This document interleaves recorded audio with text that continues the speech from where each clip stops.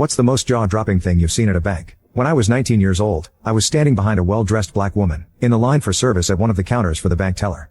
As the woman ahead of me was called over to the teller, I barely noticed the security guard eyeing her, and standing a lot closer to the row of teller windows at the service counter. I was called over to the next teller, which was right next to the counter window where the well-dressed black woman was doing her banking business.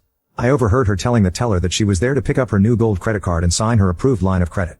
The teller, who was a handsome man with slight gray on the sides, perhaps in his early 40s, asked for her photo ID and bank book, which they still had back then. The woman produced what the teller had requested, and even showed a letter from the bank that congratulated her for being approved for the gold credit card. He then took her ID and bank book, and after looking at it carefully, as well as the letter, he excused himself to go talk to his manager sitting in a little office with glass doors behind the counter. When the teller came back with his manager, who was some young 20s blonde woman with a facial piercing, who looked more like some pot-smoking punk rock fan. The manager simply apologized and told the woman that she was sorry for the confusion, but they couldn't approve her credit card or line of credit with the information that they have. The woman was rather shocked, and claimed that she was already approved for both. She proclaimed that she even called the bank's HQ to confirm, and they told her to go to her branch to sign the papers to pick up the credit card, and set up her line of credit account. The manager apologized again, and mentioned that they received new information, and that they also checked assets and credit rating, and mentioned that she wasn't married, so she only had her sole income. The woman became upset and said that her marital status was none of their business and that she owned her home, which was all paid for with no mortgage. She was preparing to open her own business, and her credit rating was excellent the last time she checked. There was no valid reason that she should suddenly be declined. By then, I had almost finished my own banking business, and other people standing nearby were watching the whole scene. The woman started to tear up, and was fighting back sobs when the manager whispered to the teller that she might pull the race card and make a scene. To which I spoke up loudly and said, "Are you both serious?" with an angry tone. I suspected that the woman heard the comment as well. The teller finally showed what an a-hole he is. He nearly yelled at me when he said loudly, "It's none of your business. We've had a lot of fraud, and even thefts, so we need to take measures to protect our clients and staff, and even your money." The well-dressed black woman just stood there in shock with her mouth wide open. She was speechless as tears rolled down her face.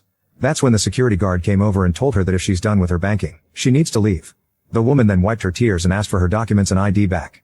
When she was handed her things back, she said how if that's the way they want to be, that was fine and she'd take her business elsewhere.